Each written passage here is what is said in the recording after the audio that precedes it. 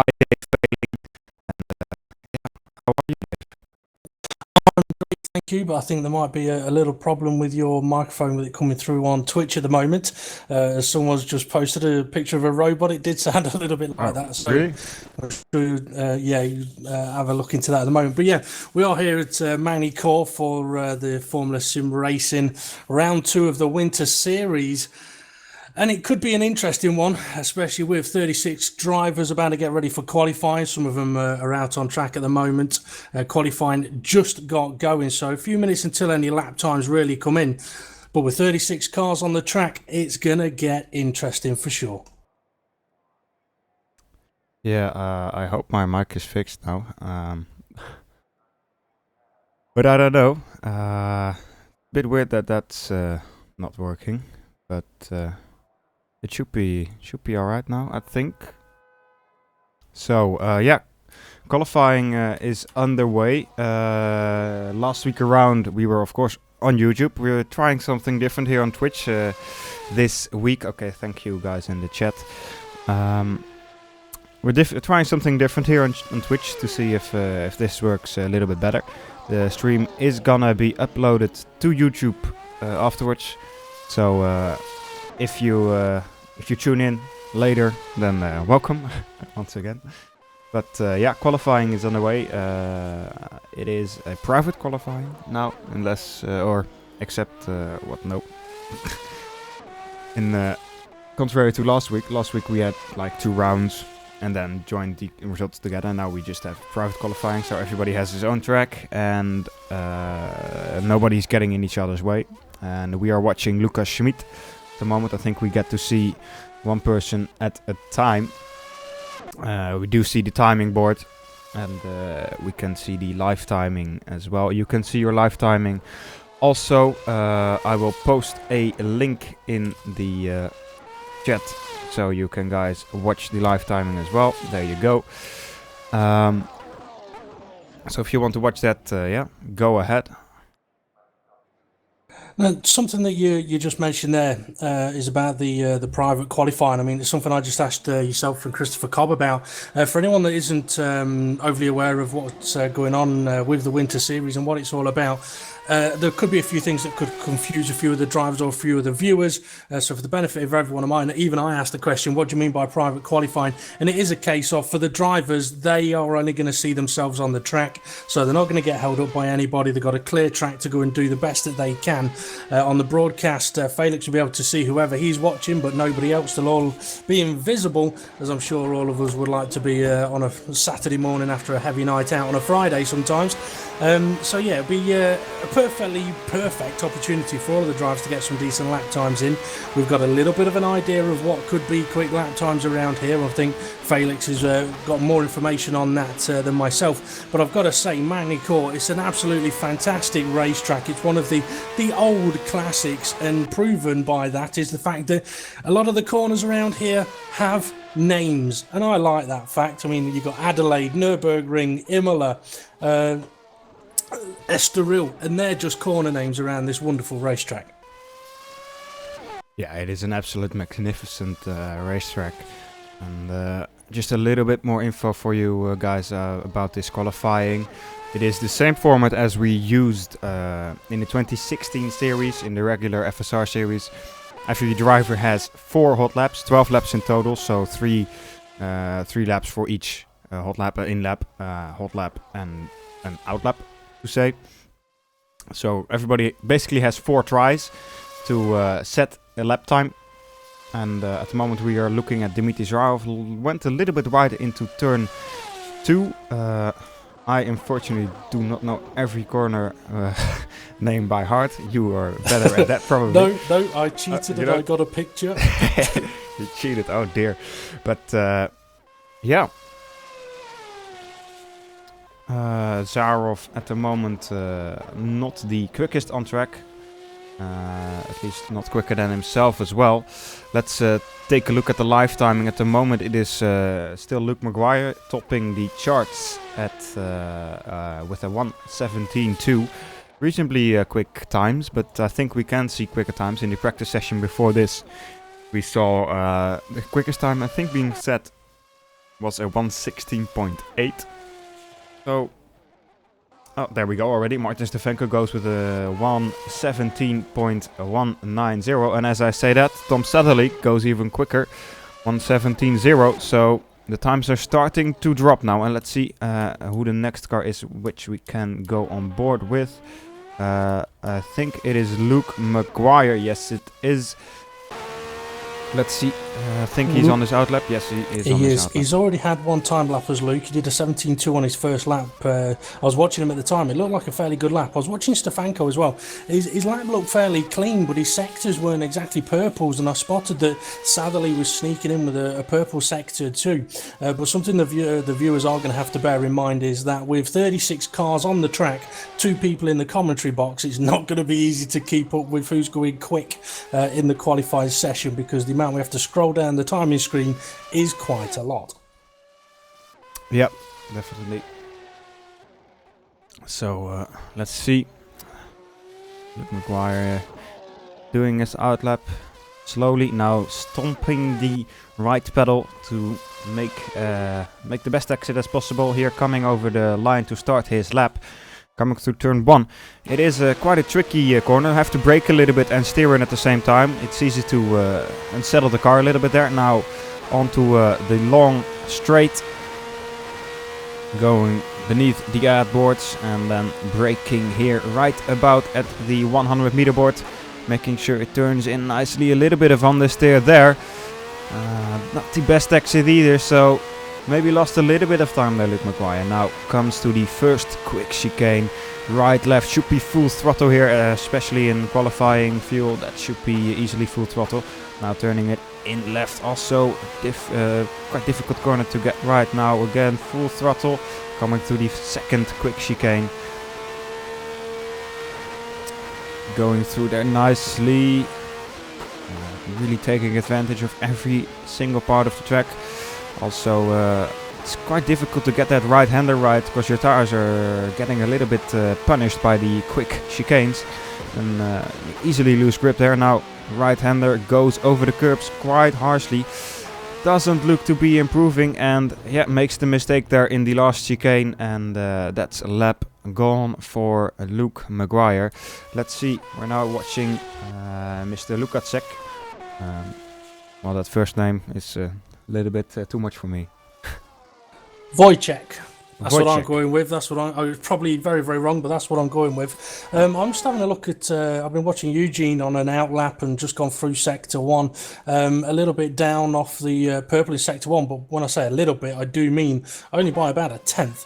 Himself and Dylan Scrivens. Dylan's just finished a lap, so I think through sector 1 a lot of the drivers will be fairly matched, because it's only a couple of corners and it's all high speed. So sector 1, yeah, everyone's going to be about the same. Simoncic has just gone purple with a 21.802 in sector 1. It's sector 2 and sector 3 where the time's really going to be gained and lost. Yeah, I'm at the moment watching James Sadler. This winter series so far has been quite interesting. Last week, of course, we also had a really, really big grid. Today, once again, very big grid. About 36 cars, I think, are at the moment qualifying, 39 even. So, a lot of guys here coming for this winter series. But yeah, we see new names. We see quite settled names like James Sadler, Jonas Simoncic, both driving in the World Championship. Of course, Martin Stefanko as well, but he is reasonably new to the league. Reasonably new, but self-proclaimed future world champion of FSR. It's one of those statements that once you make it, if you don't do it, you're going to get a bit of grief on that one. Yeah, and there we go. James Sadler improves his own time, moves up a spot by doing so. Purple last sector even, 22.599. Pretty quick last sector there. Let's see if I can watch Martin Stefanko. Yes, I can. Martin Stefanko had a little bit of unfortunate luck last week. One guy, backmarker, I'm not seeing him coming apparently, and they had contact, and that meant Martin losing his front wing and having to pit from the lead, and therefore lost the lead in the closing stages of the race. I think he will be fighting as hard as possible to get a win in here this round. Let's see what he will be able to do, improving just a little bit in these first 2 sectors.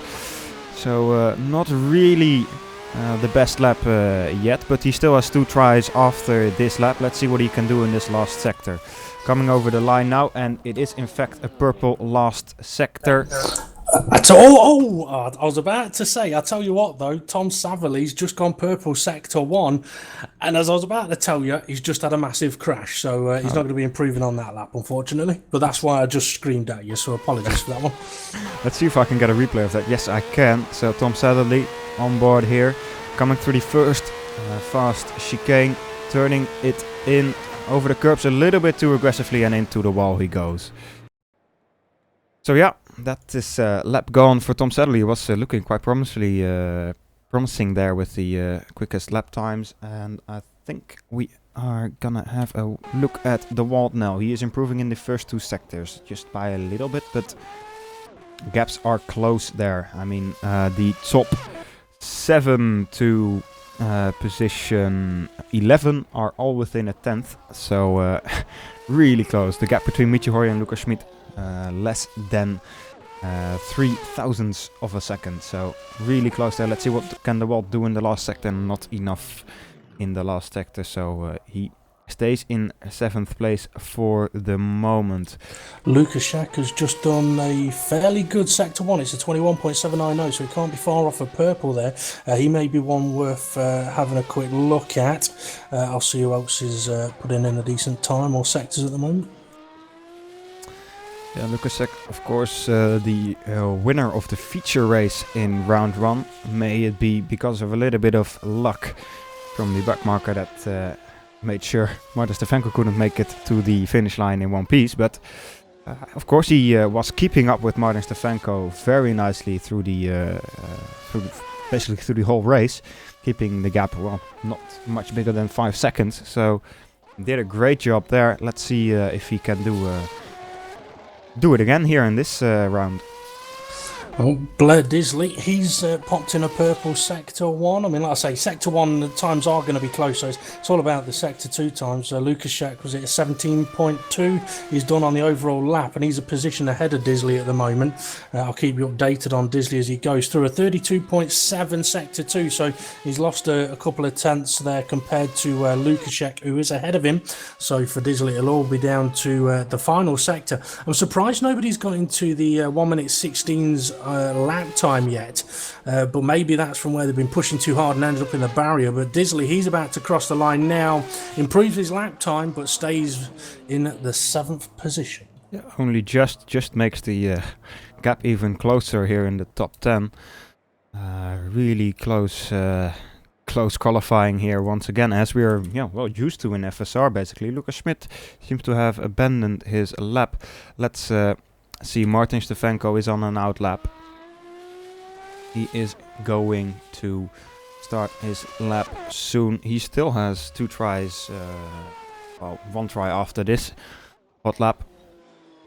So has quite some time remaining. There is 5.5 minutes remaining, so should be able to do 2 laps still. Yep, 3rd and 4th place drivers, James Sadler and Yoni Simoncic, they're both on laps at the moment. Simoncic has just popped in a 21.7 sector 1. James Sadler is about to complete sector 1. It's a 21.9, so he's down a bit there. Simoncic got half a chance to gain a little bit of time. I mean, anybody in the top 7 gains 2 tenths, and they're gaining a lot of positions. Yep. Savally's just done a 21.7 sector 1, Stefanko a 21.7 sector 1, so very tight up at the top in that first sector. Yeah, it's all gonna be depending on those last 2 sectors, as you said. It's also, if you push your tires too much in the first sector and in the second sector, then you're gonna be overheating your tires in the last sector, and that's gonna be dropping your times. So it's really also making sure you don't push them like to the top in the first sector already. But Martin Stefanko puts in a purple second sector time so far. He is inbound for a really good lap. If he doesn't cock up this last sector. Doesn't look like it. Looks good so far. Harsh over the bumps, a little bit of oversteer on the exit there. Not gonna be helping him, but it is enough for 16.8 at the moment. But will anyone be able to improve that still?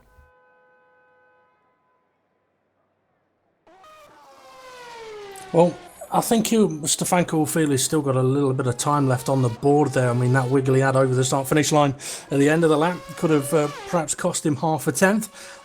Just to having a little look further down the order, 39th position at the moment, lap time of 1:27.5. That's from Clayton Brown. He's got a couple of laps left to try and improve that. And then a bit of a gap to 38th place, which is 1:21.9. So we're looking at about a 5-second spread across the whole of the field at the moment. Yeah, that's... well, I think if you're talking about a 40 gap, for 40 car session, it's not even that bad. Especially, I mean, all the guys in my screen, that's 26 guys, are all within 2 seconds, within 1.7 seconds even. So really not bad at all today here in the Winter Series, and this is all promising. A very exciting race for the guys that aren't familiar with the layout we have here in the Winter Series. It is basically a GP2 style layout. So we have the qualifying, then we have a feature race of I believe it is 35 laps. Might be wrong on that, but 30-ish laps. I like the professionalism. I know, right? I haven't got a clue. I have it right here. It is 35 laps in the feature race, and then we will have the top 10 from the feature race reverse gridded. So 10th place will be on pole position for a sprint race, and the sprint race will be 18 laps long. So it is gonna be a very interesting day today. And let's hop on with Tom Sadlerly, who just started his lap and is going through the second sector at the moment already.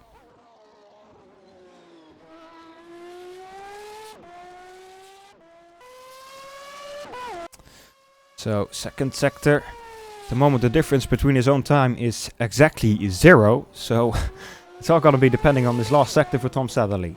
He needs 2 tenths to get himself up to pole position. But will it be enough? No, it won't be enough. And he stays in that third position for the time being. I don't think he has another lap. No, he doesn't. So, Tom Sadlerly won't be moving up today. But might be dropping down if you ask Blair Dishley and James Sadler. They are both on an outlap at the moment. James Sadler has just started his flying lap. He's literally just going around turn 3 now. It's Estoril. And he'll be hoping to, I mean, like I say, if he gains 1/10, he moves into second place. So it could all easily change around up at the top.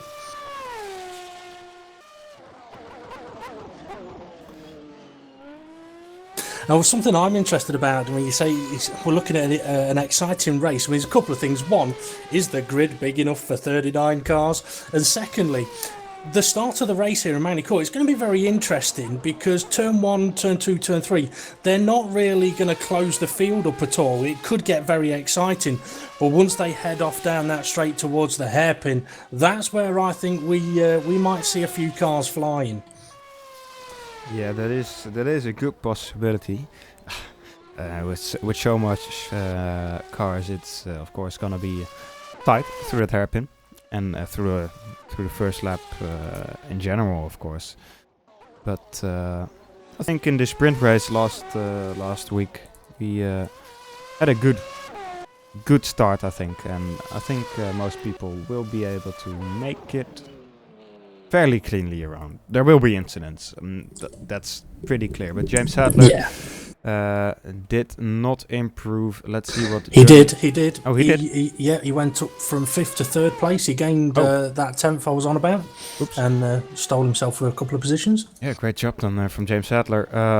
Disley's not going to improve though. He's had a spin. De Wolde now he's out on a lap at the moment. Simoncic also bottled it. Yeah, he's back into the pit. So Stefanko's on a lap. De Wolde now is on a lap. And then we've got a couple of guys further down the field. So I'm going to have a look at them.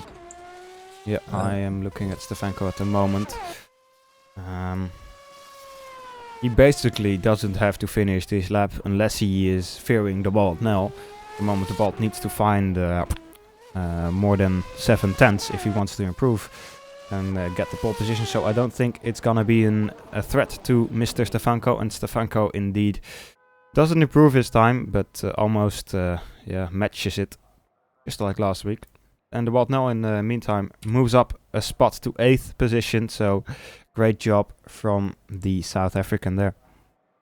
And I was watching Gonzalo Aiello, who had a very interesting end towards the lap. It was more like GP drift rather than GP2 driving. But 29th position for him that I saw there.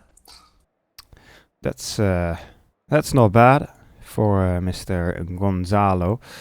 So that's qualifying concluded for today. Martin Stefanko putting it on pole position with a 0.18 gap to Jordi Simoncic. Then it is James Sadler right behind that. Tom Satherley, Blair Daisley, Luke McGuire, Wojciech Lukacek, Bobotnel Michi Hoyer, and Lionel Clue rounds up your top 10 here at Magny-Cours. Yep, just want to check, have we got is it a warm-up session now, or are we straight into the race? No, I think we will have a warm-up session of about 10 minutes. Yes, we will have a warm-up of 10 minutes. So the server is switching to that as we speak. Okay, and I did notice as well a couple of the drivers were sort of chatting to each other, and they were wondering about tyre compound rules for this event. So I just thought we could perhaps update the viewers on what the tyre compound situation is. As far as I know, the drivers are allowed to use whatever tyre compounds they want, but they do have to make a pit stop in the feature race. But in the sprint race, I don't think they have to. Yeah, exactly. In the feature race, there is a mandatory pit stop.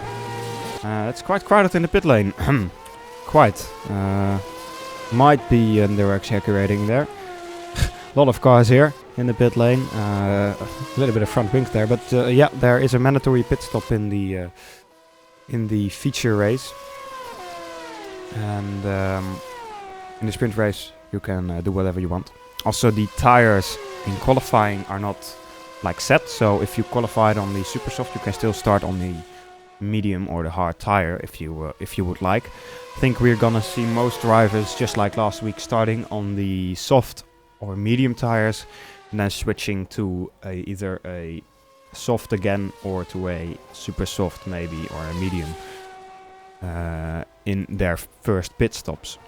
I tell you what, sometimes I know, for example, Formula One, they brought in the new tyre rule with 3 different compounded tyres, and I like the concept of it. And I know it's something that I think FSR. Oh, I've just seen a bit of a crash. You might want to have a quick replay of Richie Hoy there, just for the fun of it. Yeah, I know FSR possibly were thinking about different tyre compound rules for next season in 2017. But something that I think of is there is always that risk of, for example, with this event where there's the possibility, I think, of 4 different tyre compounds of having too many sweets to pick from. Whereas sometimes, okay, it could bring differences of excitement, but at the same time, if you've got a driver on the softest compound tyre behind a guy that's on the hardest compound tyre, it could potentially cause incidents and collisions with different braking points and different levels of grip and things like that. But also for some drivers and teams, a level of how much testing are they going to be able to do on 4 compounds of tyres compared to 2 compounds of tyres. So when it comes to tyres, I think there's a lot to sort of take into consideration, but I also think for many, they'll all want to see if the softest compound tyre is the fastest, and then see if it is the fastest, it bloody well should be, see how long that tyre will last. Yeah. If it's not going to last long enough to take one other set to the end of the race, then that's where people start going, okay, am I better off starting on a slightly harder compound and doing a 1-stop, or starting on the softest doing a 2-stop, or whichever way it may be. Yeah, exactly. And I think most of the guys will have a good view on what their strategy should be, but of course it's changing condition as well. The track might be rubbed in more than they were anticipating for, or less than they were anticipating for, So it's gonna be interesting. What's gonna happen? Yeah, I mean, talking about the different level of grip, I mean, is there any way that you could perhaps explain how different the grip would be in this example of a situation? I know that you've been doing a bit of sort of Winter Series test race practicing on the FSR servers, which are open to anyone to use, and I think sometimes there'll be 10-15 cars on there in a practice session, put quite a bit of rubber down. But what would the difference be compared to from those, say, 15 cars to now having 39 cars on the track? I mean, what is that different level of grip? Of course, there's gonna be way more cars on track now, so every car is gonna put more rubber on the track. And I think if you have 15 cars on the server and you drive all those 15 cars for 1 hour, then you're gonna have also a lot of grip. But now with these 40 cars, it's probably gonna be already in maybe 20 minutes that there's a full rubbered-in track, especially after qualifying here now.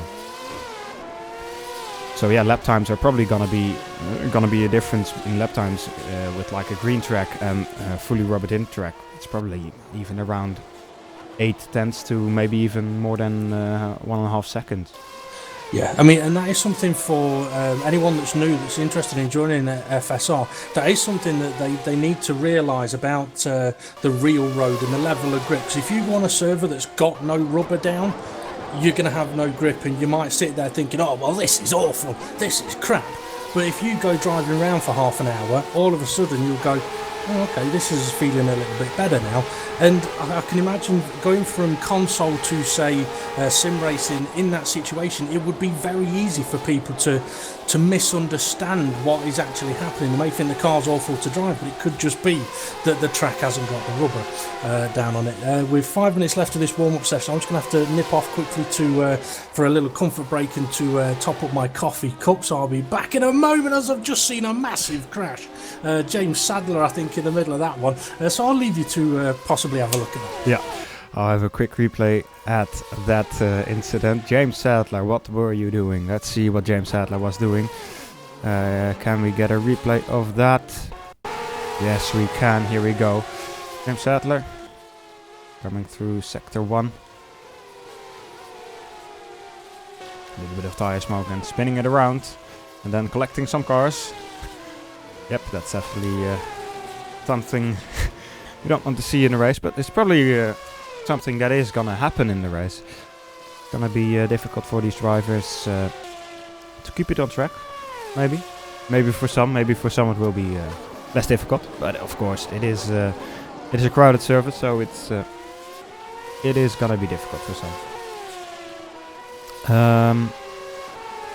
So, at the moment, of course, we don't really know how representative the times are being set in this warm-up session. We don't know the fuel loads of the guys. We don't know which tires they are set on. Well, I do know Martin Stefanko set a 119.5 on his set of softs. And Lionel Clue set a 119.9 on the set of super softs behind that. But of course, I don't know if that's like a quali lap, but on race fuel, pushing the tires to the limit. And if you do that, of course, you're not gonna have enough tires at the end of your stint to make it to the end of the race. So that's also something that's a factor here. rFactor 2 has a really great tire model, so you really have to take in account that you have tires that are gonna fall down if you push them too hard in the start of your stint, and they're gonna rapidly fall off a cliff at the end of the stint and before you want them to.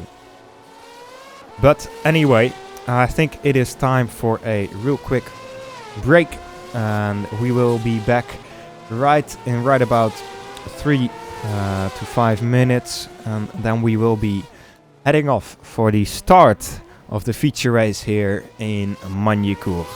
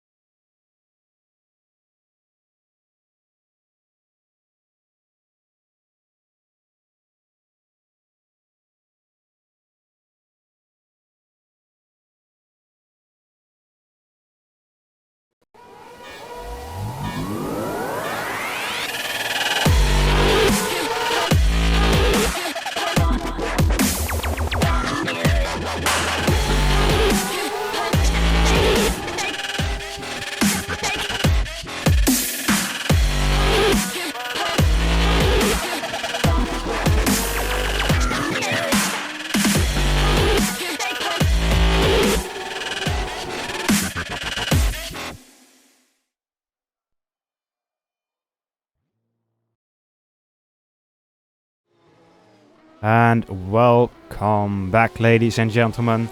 The grid is just starting his formation lap.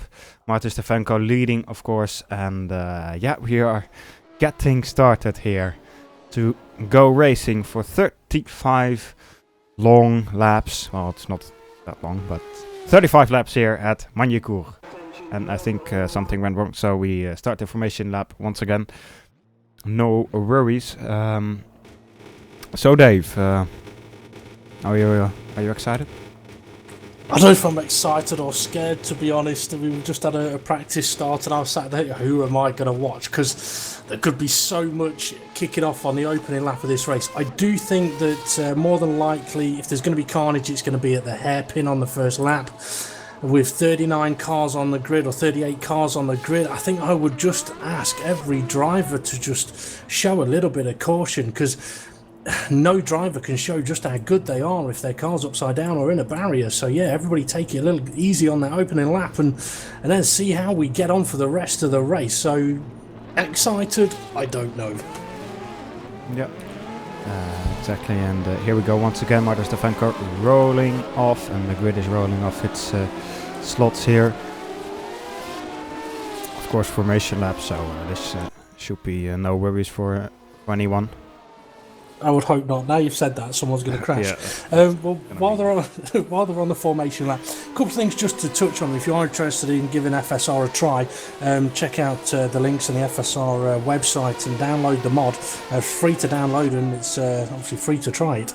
So yeah, give it a go and see if it's for you. And if it is for you, then I would definitely advise checking up on the FSR rules for little things such as making sure that your driver name on the game is the same as your real name and things like that. So yeah, check out the rules. And if you are going to take part in the Winter Series events, make sure you allocate to the event. Otherwise, if you do turn up on race day, you're not going to actually get to take part, because you do have to allocate.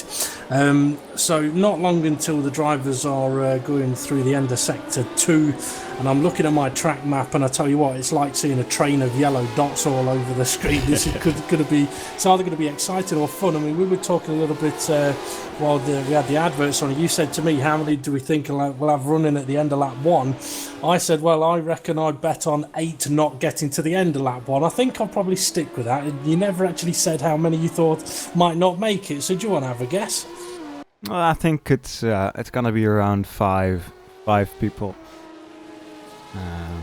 Crossing my fingers here, of course, but I'll wait to hear that little ding as Christopher Cobb makes his secret estimate in the comments to us. I mean, it's an interesting one. There we go. I've just heard the beep. Let's see what he said. Oh, 7. 7. All right. 7. That's not bad. That's not bad. He's just gone in between the two of us. That's what it is. But the drivers are now forming up on the grid. At least the lead has been there for a while. Last place, I mean, something we spotted as well, that sort of the last half of the grid, or last sort of 7-8 places on the grid, they've actually, once the lights go out, they're going to have to go through that final chicane before they can even actually get over the start-finish line.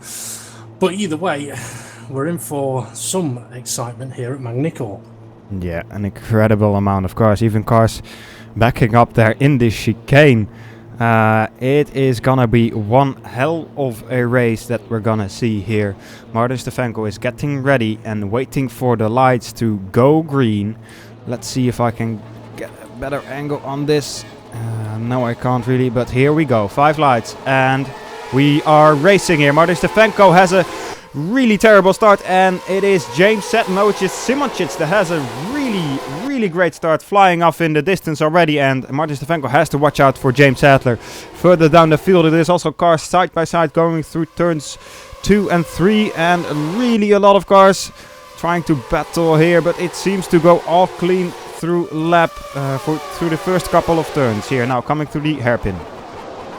Yeah, I was keeping an eye on the cars further down the field. It got a little bit busier. A couple of front wings have gone, and I can hear the sounds of damage coming in now.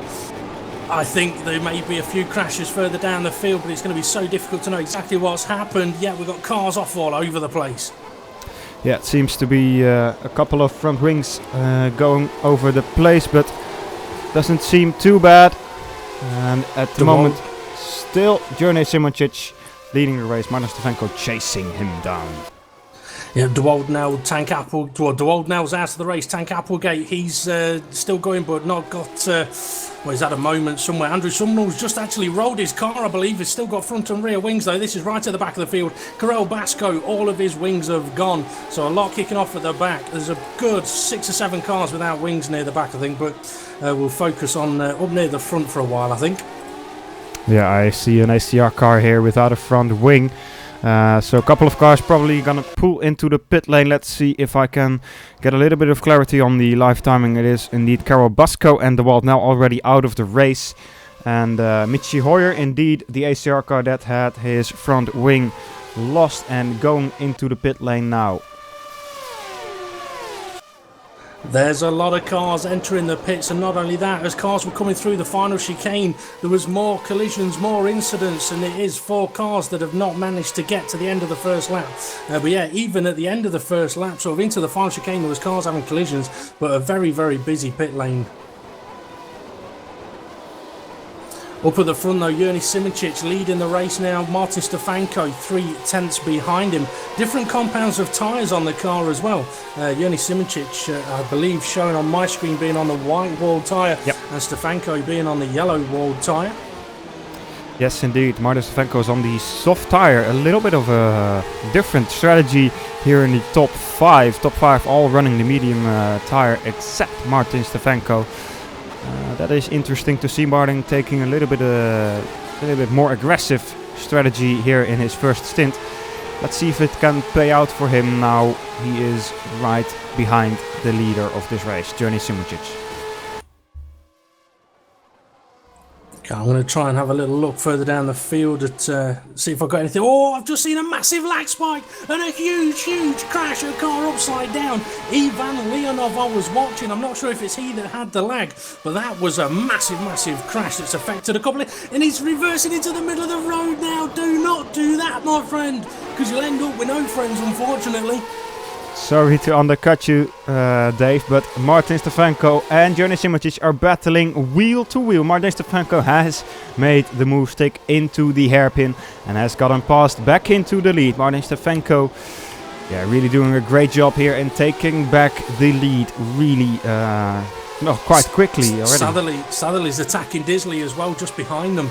He's absolutely going for it all over the back of Disley.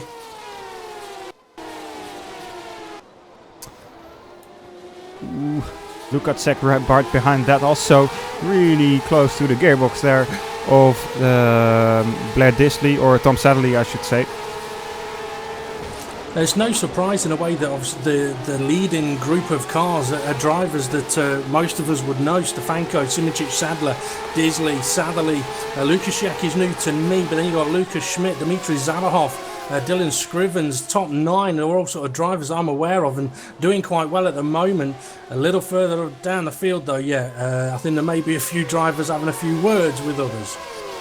Yeah, you can see here after 7th place there's quite a big gap until you get to Dmitry Zharov, 5-second gap.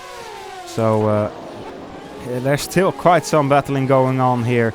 Lukacek and Blair Disley really battling hard. Is that Blair Disley? No, that's Lucas Schmidt even. Lucas Schmidt joining in the battle as well here.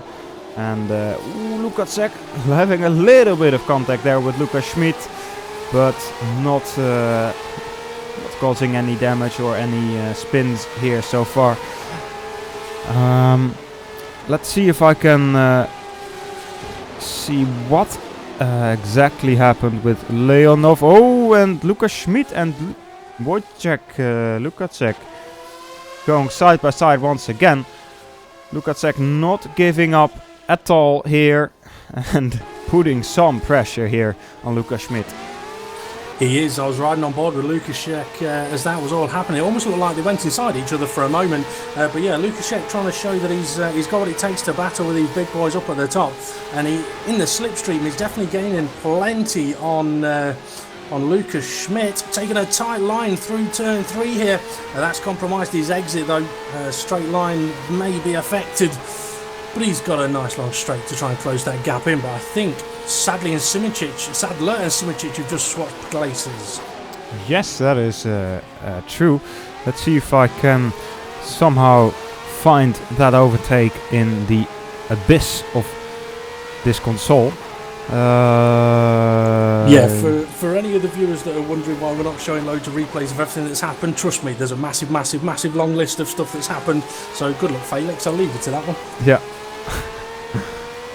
No. Oh yeah, I actually see it here. Let's go on the replay. Here we go. James Sadler right behind Jernej Simoncic coming to the hairpin.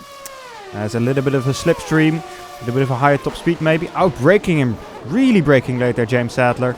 And Simoncic not able to defend, pretty much leaving the door wide open there. And that has given second position to James Sadler.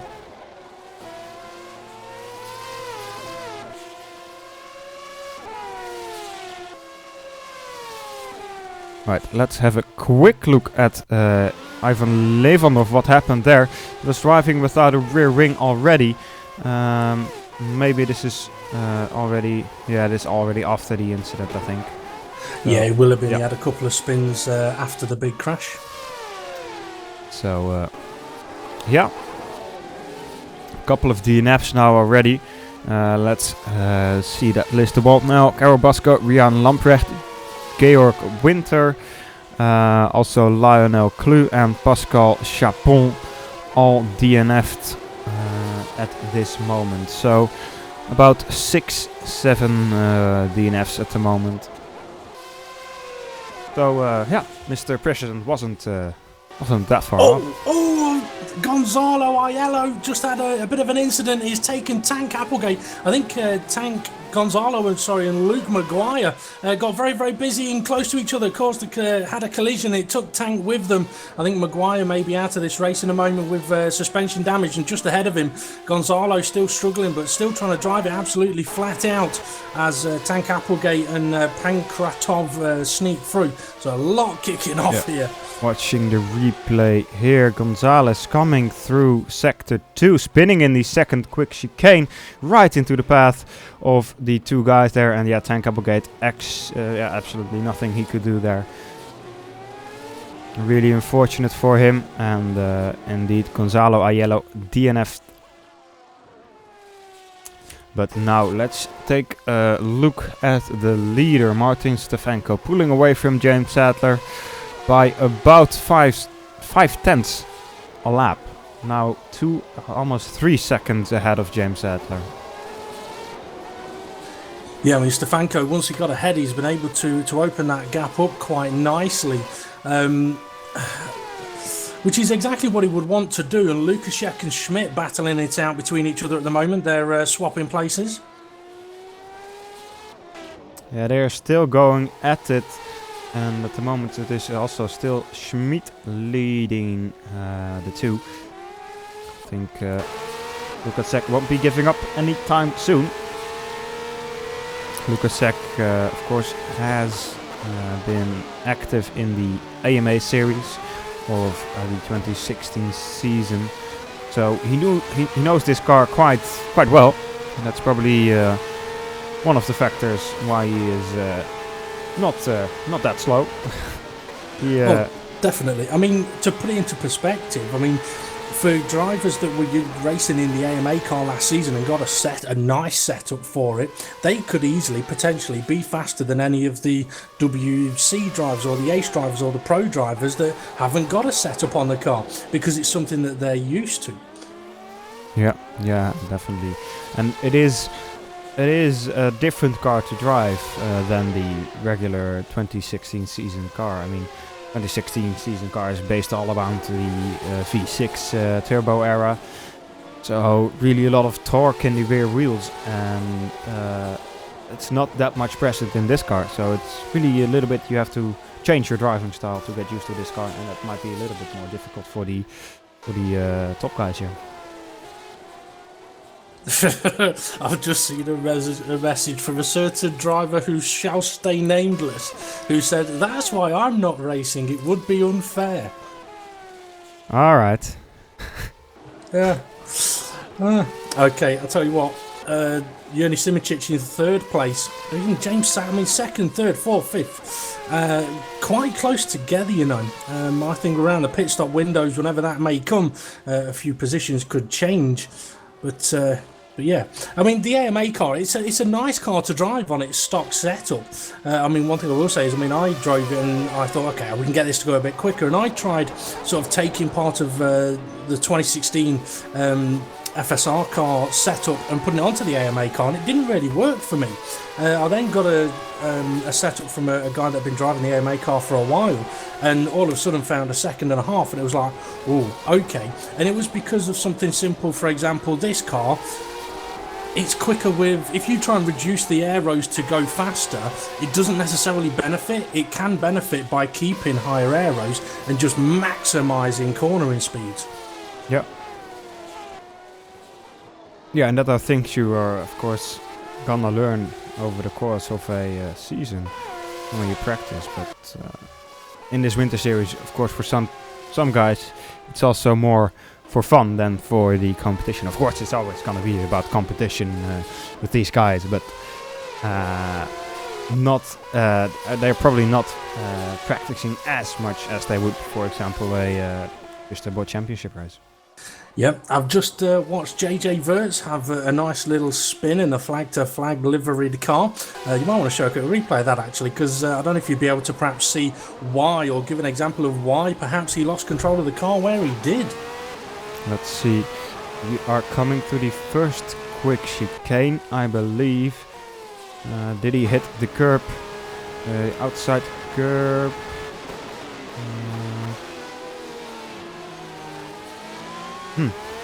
Might be not on the replay here. Oh yeah, exactly, I'm not on a replay.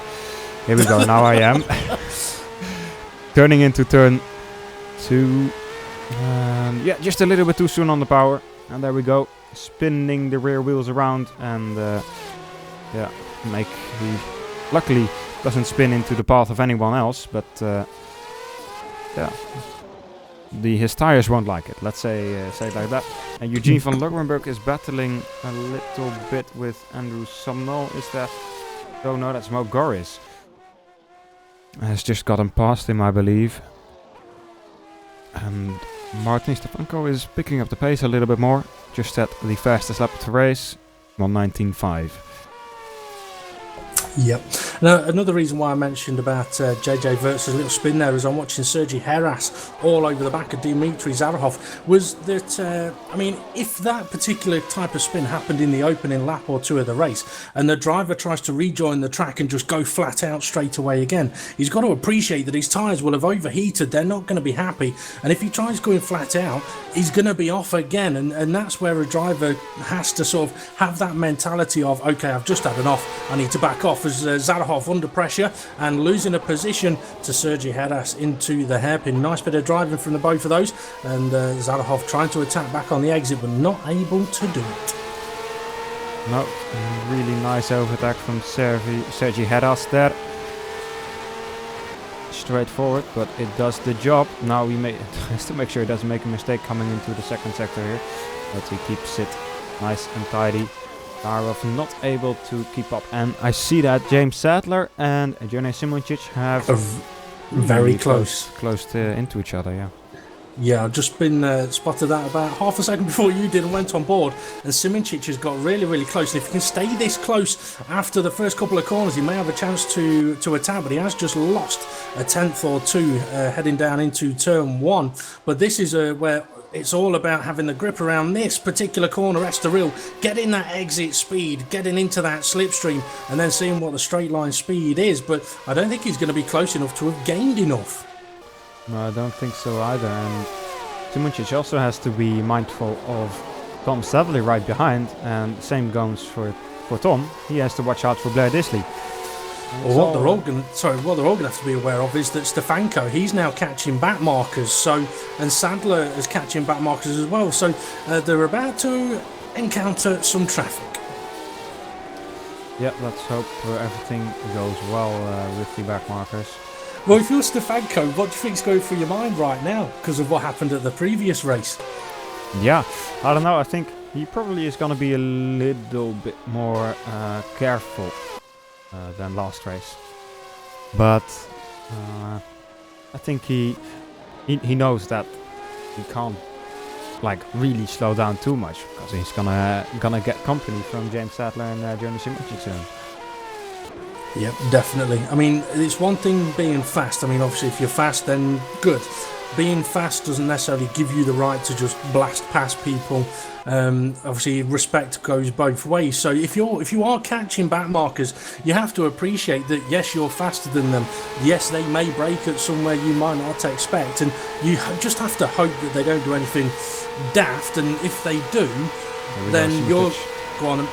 Sorry there to undercut you, braking late. James Sadler leaves the door open for him. They almost make contact.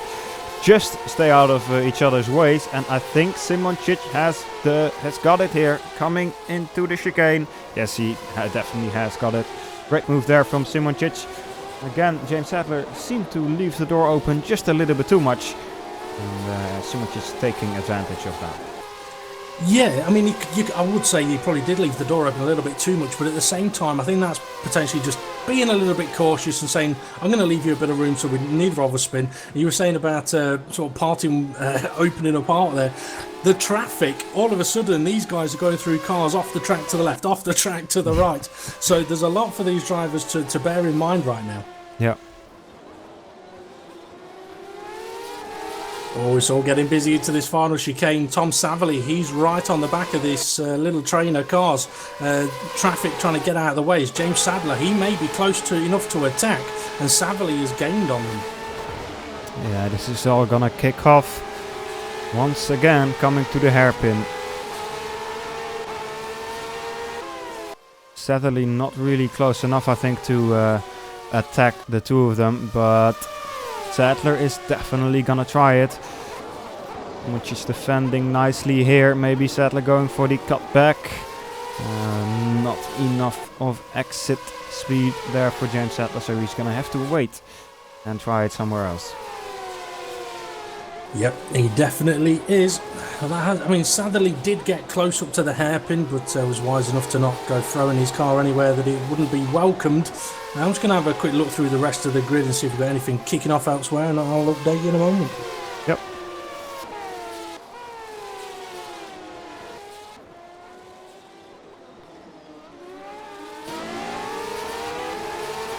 Seems a little bit of a mistake there from James Sadler. Has allowed Tom Sadler to come even closer to the two of them. And let's see, coming out of this last corner, Tom Sadler taking a very aggressive line. Hasn't helped him, as his exit speed really is quite a bit slower than the exit speed of James Sadler and Journey SimRacing. Let's see if Sadler can make a move here once again, coming to the straight. Eugene van Longenberg in the pit lane, by the way. I think he's one of the first guys to go for a pit stop. Pit stop window is probably going to open in about 2 to 3 laps for most of these guys on the medium and soft tires. Yeah, I was watching Eugene and the cars sort of around him. There is a bit of a battle, sort of 20th, 21st, 22nd, 23rd, as Gerlof de Vries trying to steal 20th place off Mo Goris. But other than that, it's sort of the main battle up at the front. Oh, who's that? That's just chucked it up the inside. Yeah, Andrew Sumnall there chopped it up the inside of Gerlof de Vries. Sumnall on the super soft tire, Gerlof on the hard tire, so quite a bit of difference in grip there between those tires, and that's probably the reason why Sumnall could have so much more corner speed there.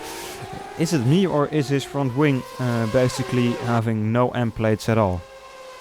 It might be. While you were having a look there, I thought I'd go and check up on what's happening up at the front, see if anything's changing, which it isn't. So I don't know. I'll come and have a look at his front wing in a moment. Yeah, great. So now also attacking Mo Goris here, Andrew Sumnall. Chucking it up the inside into turn 1. Is it gonna be enough? Leaves the space just enough. Great battle here between the 3, well, maybe even 5 guys here. Let's see how the slipstream is gonna go for JJ Wirtz. Here we go. He He decides wisely to not chuck it up the inside anywhere.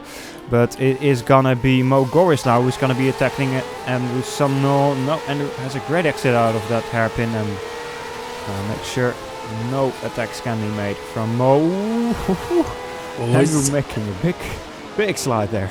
Yeah, and Mo's had a big one behind him, and Andy's gone wide now as well. I can confirm as well that Andrew Sumnall is missing big parts of his front wing, which will help him in the fast parts of the circuit. And these cars, they do pretty much have enough grip that sometimes you can knock a bit of front wing off and get away with it. Mogorys dropping a few more places now as Kurloff de Vries and JJ Verts sneak past him. I think looking at the tyres, they're all looking a little bit evil, especially Eugene's. I mean, actually, he came out the pitch recently, and I'd say his tyres look knackered. Let's go on board. For me, it's not too bad, I think, but let's see comparison with Andrew, for example. Yeah, I don't know. Can't really see it there, but. Oh, I'll tell you what, we've got a bit busy going on. Sergej Heras, 6th place. Got Tom Savley behind him. They're passing a back marker. I was having a look because Lukaszek has pitted. He has just pitted. He's put the hardest compound tyre on. Yeah, he's come out next to Dylan. No, he hasn't. He's come back out next to a back marker. Yeah, sadly also just pitted. I missed that, but he went into the pit lane the previous lap and rejoined with the medium tyre. So he will be going to the end probably on this set of tyres. That's at least to be expected. Martin Stefanko still staying out. You see his pace is dropping off a little bit compared to Simocic and Sadler. Simocic just did a 19.4 and Stefanko... Have a look at how much traffic Simocic and Sadler are in though. It's absolutely mental. Ooh. It is quite busy there indeed. And Simocic goes into the pit lane. I'm not surprised. The Sadlers followed him as well. Sorry to have cut you off there, but yeah, I mean, there was so much traffic there. I think the wise thing for them to do is just get out of it, because anyone that's pitted behind them could jump them, and there's no point sitting fighting about with back markers. Is Sadler going to get a jump on Simocic? No, he's not. No. Schmidt also into the pits. Yeah, as you said, they're probably deciding wisely to get out of that traffic as quickly as possible and just pull into the pit lane. They had to pit either way, so now only Blair Disley of the lead pack still out on track on the medium tyre. He is in that traffic, so he might be losing out quite a bit here. Martin Stefanko right behind him, once again on the soft tyre. So Martin sticks with his quite aggressive strategy here with going on a softer compound than the other guys. Yeah, Thomas Savley also managed to jump James Sadler through the pit window there, so he's got himself up to a net 4th place at the moment. Obviously will be 3rd probably by the time Disley makes his stop. JJ Wirtz makes a little bit of a mistake. That's gonna lose him places, I think. Needs to watch out for Dylan Scrivens right behind. He's going rather slowly. Doesn't seem to have any damage. He's not on my screen. Maybe something happened that I am not aware of. And Blair Disley is coming into the pit lane now as well.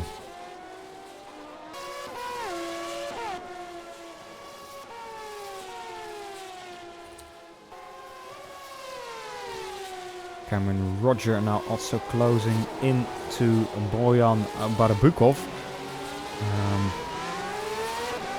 Bulgarian on the hard tyre. Same goes for Cameron Roger. And both of them probably trying to go to the end of the race on this set, unless they haven't pitted yet. Let's see. No, they haven't. So maybe they're going for a set of super softs at the closing stages of this race. But at the moment Cameron trying to find a place to get past the green car here of Mr. Barbukov. Lukaszek and Schmidt working their way through some traffic, and Schmidt trying to apply some pressure while all that was happening. Sorry to cut you off there.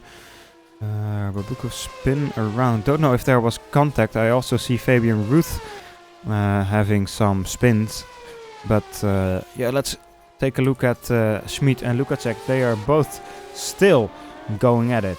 They were doing so in lap 3, and they are still doing it here in lap 20.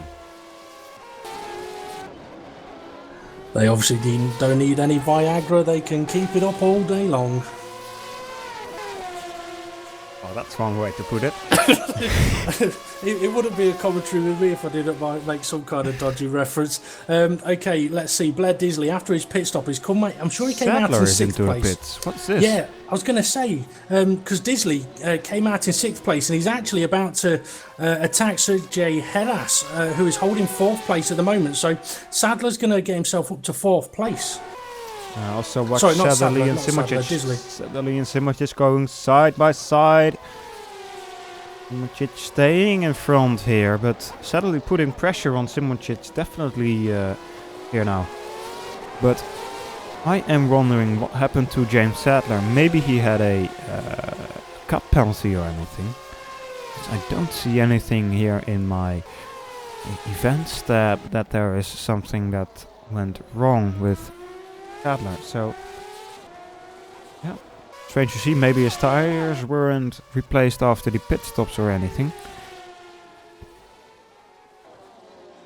Well, I'll tell you what, Heras and Disley, they're now encountering traffic, and that traffic needs to get out of the way because it's bringing Lukaszek into the battle with them as well, and Schmidt as the blue flag car goes into the pits.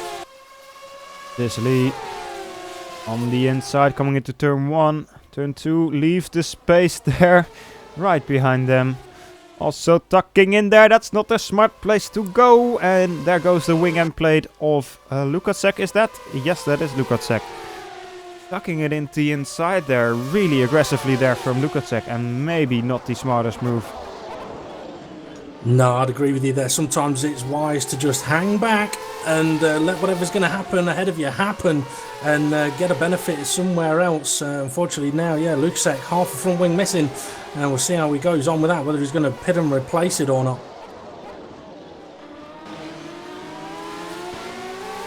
Let's go on board with Lucas Schmidt watching the battle here. Disley now pulling away quite rapidly already. Simoncic and Savily just tried to look at an overtake up the inside into, I couldn't tell which corner it was. It's in the final sector, but he got so close, he nearly hit Simoncic, and he's now lost about half a second to him. Alright, let's see if I maybe can get a replay on that. No, probably not. Too bad, but we will have to believe your word now. Yep. Who's that that's gone into the pits? 5 and Heras. 6, yeah. Heras, yeah.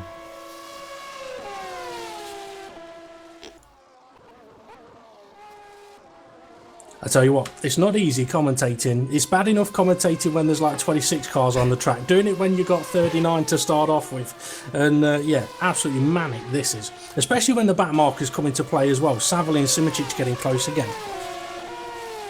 Yeah. And Schmidt and Lukaszek are still going at it. Look at it. Going side by side through the hairpin.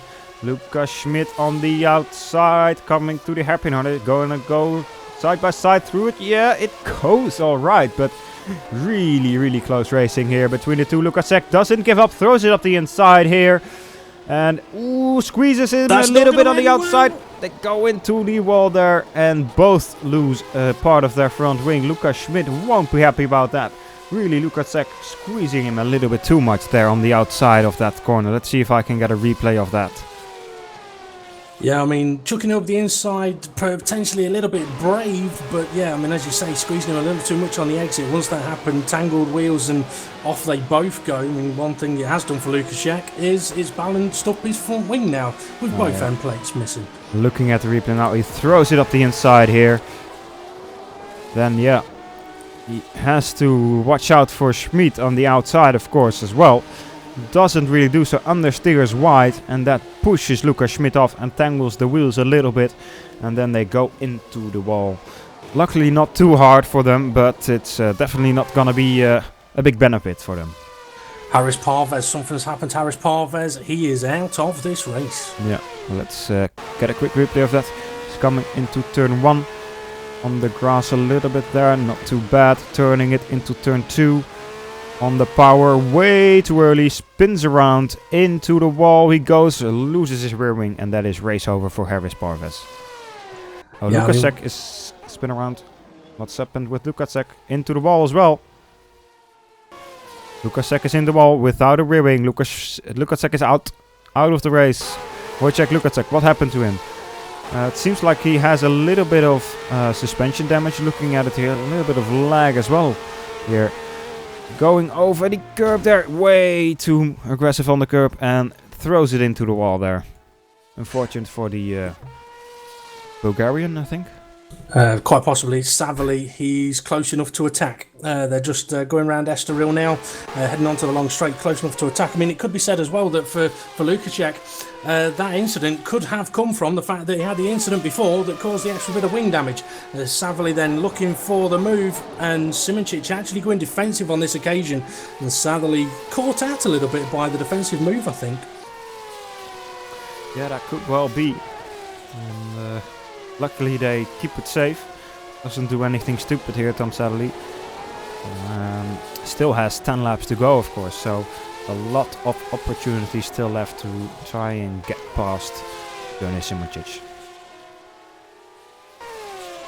Yeah, I'm just having a quick look at Zarahov in 6th place. He's got a car right behind him, but they're a lap down. Sergei Heras is catching up to both of them, and just behind him is James Sadler, who has done that additional pit stop that we saw. And blue flag car getting out of his way, thankfully didn't compromise him at all. So could have a battle coming for 6th place any moment. So I'll try and keep an eye on that, but also keep an eye on Simoncic, who nearly just hit the wall at the final corner. Sadly trying to get close again, but not as close on this occasion across the start-finish line. Yeah.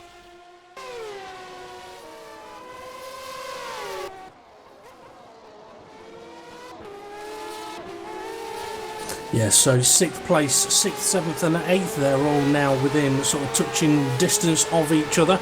Let's see, that could get interesting. And then there's a big gap down to from 8th to 9th from James Sadler to Dylan Scrivens. It is quite a large gap there. But Sadler, I thought he was having a look for a move, but actually it's a back marker that could do with just lifting off that throttle a little bit and letting Sadler through as he's done so. And now we can latch onto the back of Sergei Heras.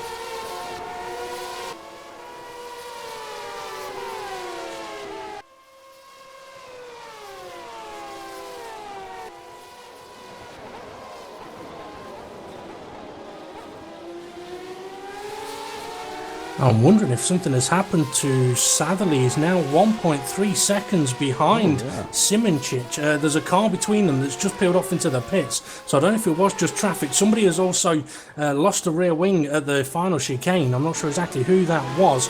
Possibly Andrew Sumnall. He's recently out of this race. He's DNF'd indeed. So probably was Andrew. Unfortunate to see he was having a little bit of, quite some action here in the middle stages of this race. Now Sergei Heras really closing in on Dmitry Zarov. Yeah, I could see Heras getting past him on this occasion. All he needs is a nice run around this particular corner, carry that speed, and he looks like he's been able to do so. Latch onto the slipstream. Yeah, he's gaining quickly, nicely. Oh, a little bit of movement there from the car ahead, but Heras is now ahead into the hairpin. So Zarahov going to have to be careful of a little too much movement there, and also be careful of Sadler right behind him. Yes, indeed, Sadler also closing in the gap.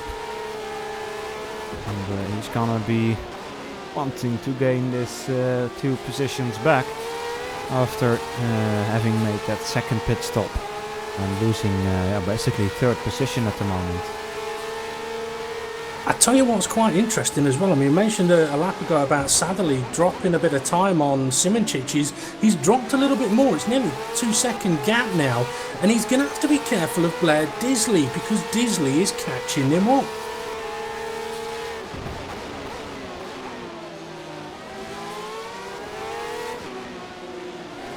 Ooh, and I think that is Zarov into the pit lane. Yes, Zarov goes into the pit lane, and that promotes Sadler up to 7th position for now. Let's see further down the field if there's anything happening. Martin Pankratov is quite close with Mogoris. Mogoris makes a mistake and goes wide, so that allows Martin Pankratov to get past. I think it may have been Mo may have been getting out of the way in a blue flag situation, and Pankratov took full advantage of that. JJ Wirtz, his race has come to an end. Ooh, what has happened to him? I see he was off track. Let's watch the replay of that. Wirtz coming to the final 2 corners. Did he ruin his exit there? Yes, straight into the barrier there. And that has indeed ended his race. No, I've not been very useful with the replays today. Having switched from a normal rFactor over to Steam, I haven't checked my replay settings, so I've not really had a chance to go and look back at any of the incidents that have been happening. But I've been checking them on the Twitch stream once you've shown them. Now, Disley, he really is beginning to close that gap in. It's nearly down to a second and a half between himself and Satherley. Yeah, there's a car in between them as well, backmarker, I think. But there is. I've no idea who it is, but there is. Yeah, should be getting out of the way quite soon now. Let's see. He does so. Blue flags being shown there. Yes, and he does so. Great stuff there. Ooh. Almost touching there. Obviously. But goes all ball. So no one to blame there. This is now continuing his charge to challenge Tom Satherley for the podium here in the feature race. Well, I mean, that's something that we've not really mentioned much about, is that, yeah, when this race is over, there's going to be there's a sprint race where the top 10 finishers, I believe it's a reverse grid, they all start at the back, don't they? Yeah, so at the moment it would be Josh Radford would start from the pole position. Last week it was Dmitry Zaharov that started from that pole position, and he unfortunately couldn't really make the best of it. But yeah, at the moment he's also looking strong for a good position in the sprint race. In that case then, if you're Cameron Roger sitting in 11th place, 5 seconds behind Radford, you're going to want to catch him, aren't you? Yeah, the funny thing is Cameron hasn't pitted yet. Cameron has not pitted, or has he? Oh, he has, yeah. Oh, my bad there. He has pitted in lap 1, so he's going to the end on these hard tires. Yeah, that's probably not going to be very beneficiary for him, because the Josh Radford is on 9 lap old soft tires, and Cameron Roger is on 26 lap old, 28 laps already, old hard tires, so probably his hards are gonna be falling off the cliff pretty soon, so he will have to be struggling now. Yeah, he definitely would be. I'm just having a look at the gaps. Disley still gaining a little by little on Lucas Schmidt. On Thomas Satherley. But Lucas Schmidt, it's quite a gap between Disley and Schmidt. It's a good 15 seconds. Let's see where else. Hedas and Sadler not too far apart. And once we get into Eugene van Logerenberg, his race has come to an end. Ooh, yeah, I see him spin around. Let's see what happened to him. Was it the second chicane or the first chicane? Here we go over the curb.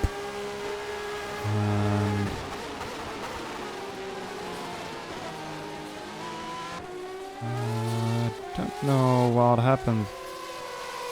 He is still driving here. It was a little bit further in the lap. Let's continue a little bit further.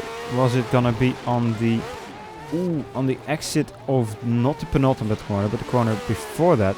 Just throttled a little bit too much on the curb, spun it around, and then just parked the car, I believe. Yeah, parked the car in DNF. And Tom Satherley spin around. What happened to Tom? I wasn't watching. I was keeping an eye on Cameron Roger, who has made a pit stop and put the super soft tyres on. And I've worked out why I thought tyres looked absolutely knackered earlier on. And I'll let you know in a little while once you've let us know about Satherley. Yeah, let's see on the replay here. Satherley spun around twice.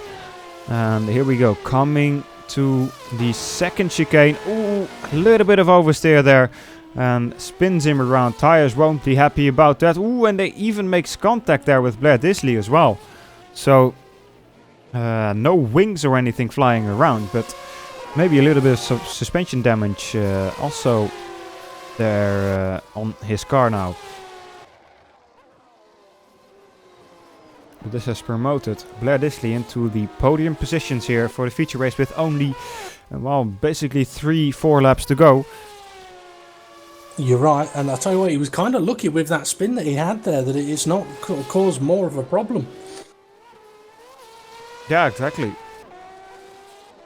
Let's see, James Sadler is also still closing into Sergi Heras.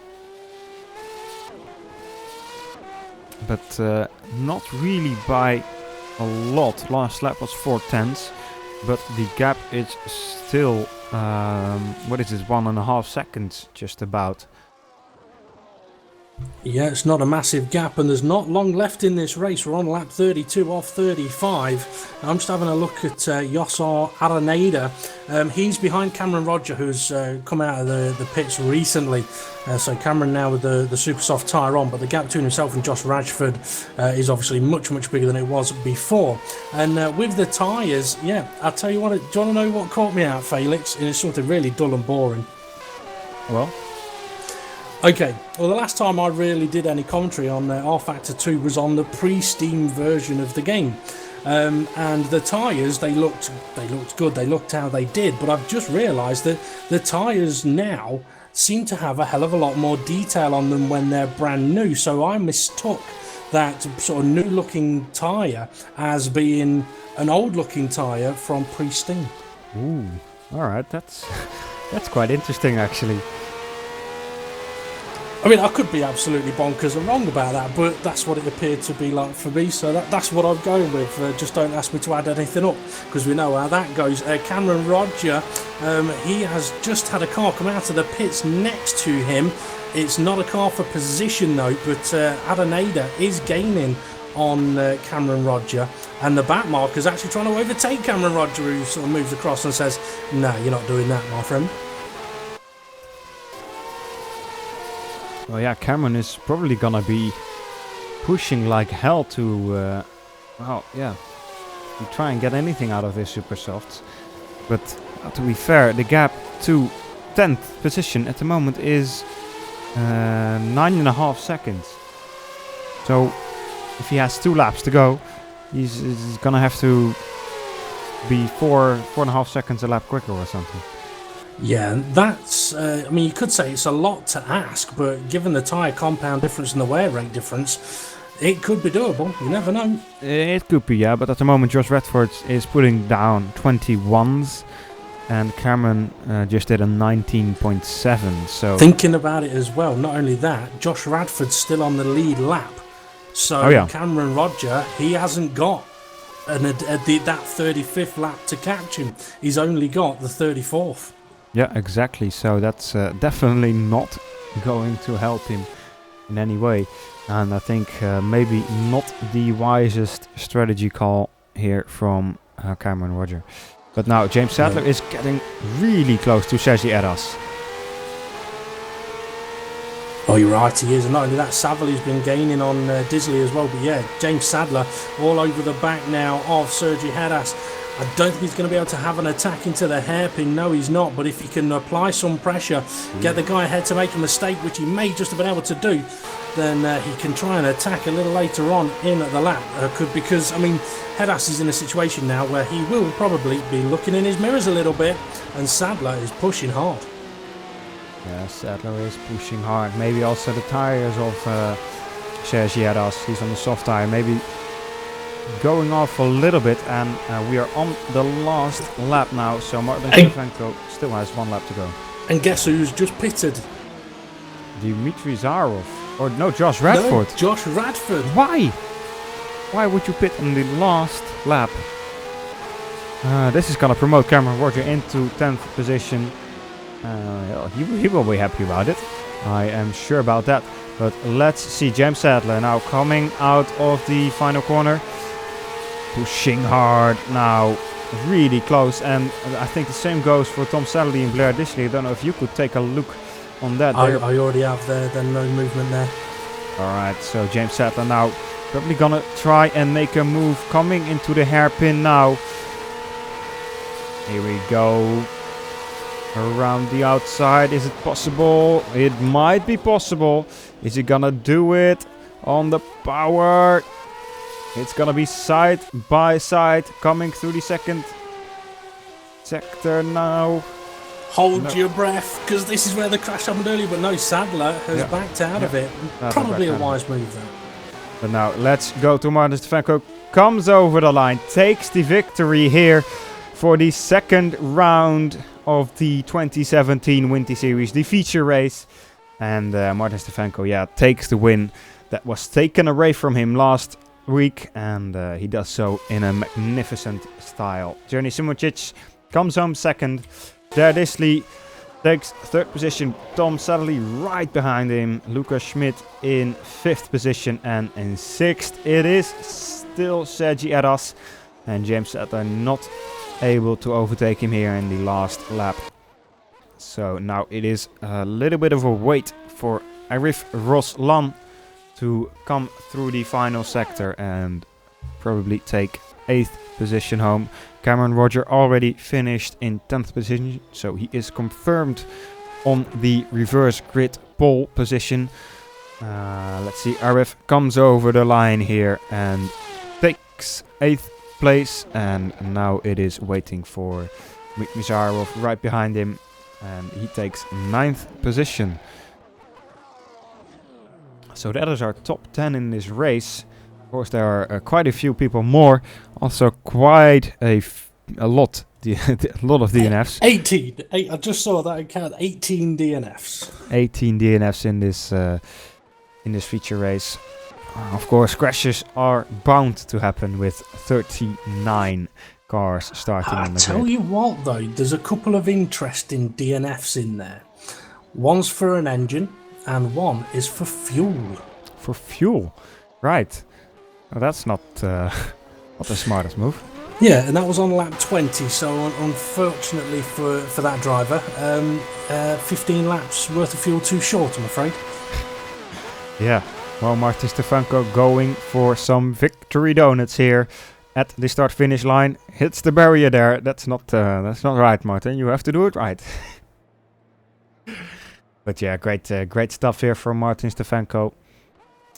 Yeah, if you're going to show off, you got to show off properly, because otherwise people will just, they're going to take the mickey on that one.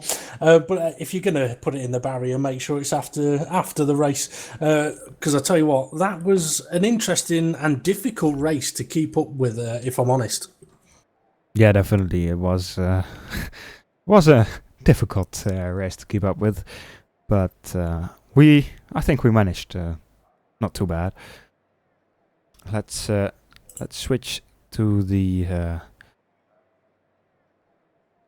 loading screen real quick here, as the server is getting ready to prepare for another warm-up session. Or are we going straight into the sprint race? No, there will be a 10-minute warm-up session between the races, so we will have a little bit of time to calm down after this really packed feature race.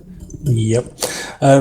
Also, I mean, if anyone is watching, they have any questions that they want to ask the commentary team, they can do. If they put hashtag AskFSR, they can. And if anyone wants information about the cars, the Winter Series, or FSR itself, then feel free to ask.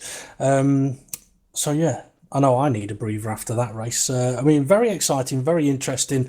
But from a commentary side of view, very manic. Yeah, definitely. It's been quite interesting. Let's see, why is this in here. Yeah, there we go. That's better. I think we are just gonna go off for 5 to maybe 10 minutes, and we are gonna be back with you guys to get ready for the feature race for, I believe, 18 laps it says here. And yeah, we will be right back.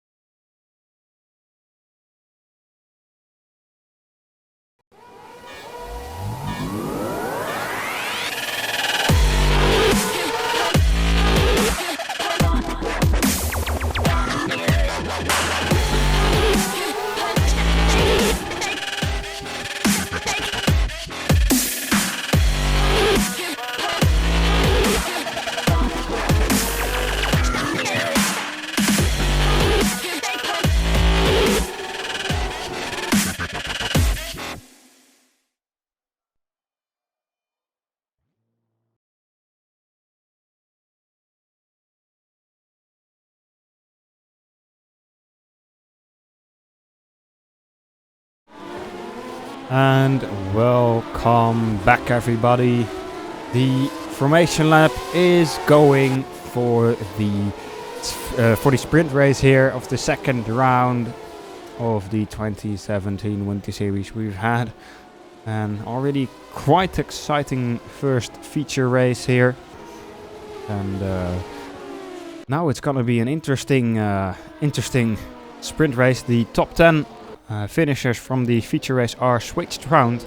So Dave, could you take us through the top 10 here of this sprint race?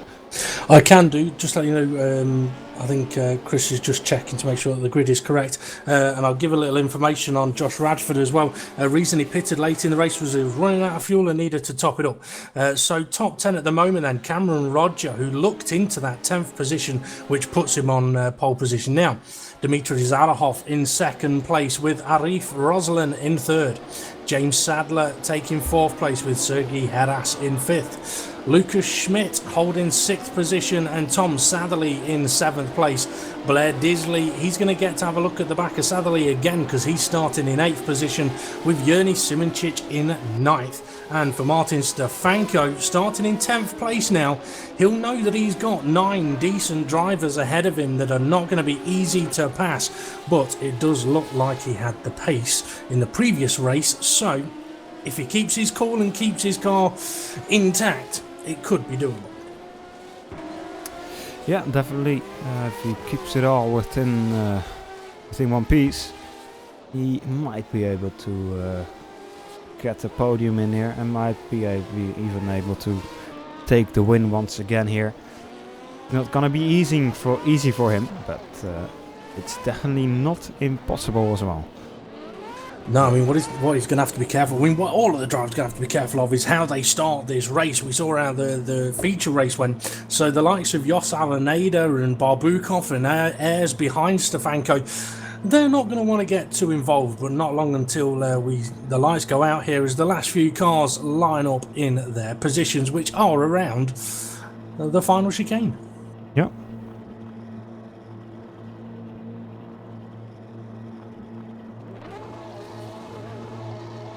Right. Lights are going on. And we are racing here for the sprint race at Magny-Cours. It is a good start for Cameron Roger, and Dmitry Zarahov is already falling back behind James Sadler. It is a little bit crowded coming into turn 1 and 2. There's a car flying around there. That is definitely not going to make it to the end of the race. No, Satherley was one of them. I think I can't see who it was, but yeah, there was definitely another one involved. Simoncic, I believe it was as well. Big collision between the two of them. Sadler had a great start, went from 5th up to 2nd, but he's now losing a position again. Now he's down to 3rd place. It's getting very, very busy in the midfield. Yes, indeed it is. And everybody now coming through the hairpins and coming through sector 2 to the chicane. Goes reasonably well now. Let's see, Martin Stefanko already moved up one spot. Eugene van Lorenberg being attacked by Martin Pankratov. Somebody spinning in front there. Ooh, and there is some more carnage. And Eugene van Lorenberg also involved there. Martin Pankratov, watch out when you spin back on the track there. Goes okay, and Eugene has DNF'd, I think. Okay, you might want to have a look at around Lucas Schmidt and Roslan Heras. Heras being overtaken by Disley now, and it's quite frantic in this situation. Stefanko did get up to 8th, he's back down to 9th though, as they come to the end of the first lap. Yes, Cameron Rogers still leading, Zarahov right behind him, and James Sadler also starting to put pressure on them. Now on board with Josh Araneda. He is also trying to put some pressure on Blair Disley in front. It's not going to be easy for him. Blair Disley, of course, well-known name in FSR. Right, that's Martin Stefanko coming to the hairpin. Oh, watch out, Levanov! What are you doing? He just throws it up the inside there. Ivan Levanov, I have no idea what he was thinking. Both he and his teammates spun around now, and a little bit of damage for Martin Stefanko here. Sadler also involved in that. I believe he's now down to 25th. I think his race may be over. Absolute carnage there in lap 2. Yes, this is not the start most of these drivers wanted. And yeah, really unfortunate to see. Martin Stefanko, however, still driving, and Cameron Roger already has built a gap to Lucas Schmidt behind. What has happened to Zarov? I think he may have been involved in that that collision. You saw there was quite a few cars involved there. No, Zarov was further up the grid. Yeah, my he was apologies. second. Zarov was second. He was spun around, maybe on his own fault. I'll tell you what's about to get busy around Lamprecht and Michael Ayres side by side with a flag-to-flag car who's just driven wide. That's Tom van Egmond. His rear wing's gone. That's his race over, but it's all getting frantic still. JJ Verts now right behind Lamprecht, and a little further up the road, Lionel Clue about to make a move on Mo Goris. Right, let's see here. JJ Verts and Michael Ayres drifting through the hairpin there. Luckily not spinning around, but it was very close. Now watch Tank Applegate. He's gonna put pressure, or he's gonna get pressure from JJ Verts. Going a little bit wide there. JJ, watch out, don't throw it up the inside there. That was a little bit predictable, really. As soon as you went, oh, don't. Yeah, he did. And he's going around again. Yeah. Really need to be a little bit more careful here with so many cars. I mean, you have 18 laps to do so. It's not going to be decided in the first 5. But now let's see. RF Roslan. I think he was the guy that magically had a really great finishing position in the last sprint race. And now already up to 5th position once again. So RF doing a good job once again, but Martin Stefanko right behind him is closing in. He just set the fastest lap time, 1:19.2. Yeah, just let you know, Schmidt is closing that gap in on Cameron Roger. Not close enough to really attack him yet, but he is gaining in on him, 3/10 behind. But third place, Belair Disley coming under a lot of pressure from Sergei Heras, and he's bringing along Alif Roslan, as you mentioned, with him. So yes, tell you what, Roger's gone a little bit slower than he would have liked. Lucas Schmidt all over the back of him. Roger going defensive now, and I'm not surprised he's having to do that as they go through one of the chicanes, one of the many fast chicanes here. A few corners to go before they get to the end of the lap, where I think Schmidt will feel that he's got a good opportunity of taking the lead here. Yeah, Cameron Roger probably looking in his mirrors quite a lot now. Lucas Schmidt trying to force the mistake here from Cameron Roger. Cameron is on the medium tire. Lucas Schmidt is on the soft tires. Lucas is probably going to try to take it to the end. So his strategy should be overtake as soon as possible and then make as big of a gap, because his tires are gonna fall back at the end of his stint. But here we go. Lucas Schmidt in the slipstream. He is gonna throw it around the outside. Is he gonna try it? Yes, he is. But Cameron Roger defends nicely. Lucas Schmidt has a better exit though. Now going side by side, coming to the chicane. Is it gonna be Schmidt in front? Schmidt touches the grass. Almost loses it there, but he takes the position. Very, very nice move there by Lucas Schmidt. It was a very nice, aggressive, attacking move there, and one that, like you said, he had to get it done. He needed to, because if he doesn't, he's going to get caught by the cars behind him. Now, I'm just having a quick look at Luke Maguire in 10th place. He's trying to attack Ivan Leonov. He's actually trying to line him up for a move. Leonov closing the door on him, but he may have the inside line for the chicane. Oh, it's close. Better run on the exit, and Leonov going defensive. If Maguire can go for a switchback, and if you're wondering, hang on, Adam's changed his name. No, he hasn't. It's his brother. So Luke now having another look on the outside towards the triple ultimate corner. And is he able to get past? No. Yes. No. Maybe. Side by side. Ooh, that's he's going to be car. out of shape. This is going to get messy. And he's spun and he's into the barrier. Unfortunate for Maguire there. Yeah, definitely very unfortunate for Maguire, but a lot of cars involved there, and I think it was Lionel Clue that threw it up the inside there. course, sorry, Felix. Sergio Heras in 4th place. There was a lot of cars next to each other. He's now off into the barrier. You might want to have a quick look at a replay on that one because there was a good 3 or 4 cars all battling for one position. Yeah, let's see if I can get a quick replay of that.